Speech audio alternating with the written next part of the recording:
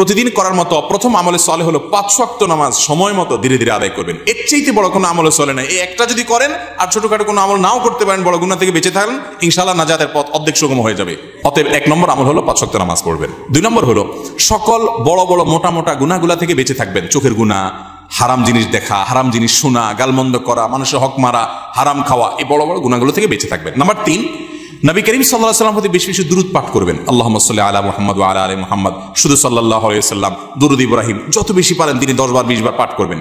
Number 4, ইস্তিগফার বেশি বেশি করবেন। আস্তাগফিরুল্লাহ ওয়া আতুবু ইলাইহি, আস্তাগফিরুল্লাহ ওয়া আতুবু ইলাইহি, আস্তাগফিরুল্লাহ আল্লাযী লা ইলাহা ইল্লা হুয়াল হাইয়ুল কাইয়্যুম। যে কোনো কাজ করবেন, এই কাজগুলোর পাশাপাশি কোরআনে কারীমের তেলাওয়াত প্রতিদিন একটু একটু করে করবেন, বিশেষ করে সূরা ইখলাস, কুল হুয়াল্লাহ সূরা।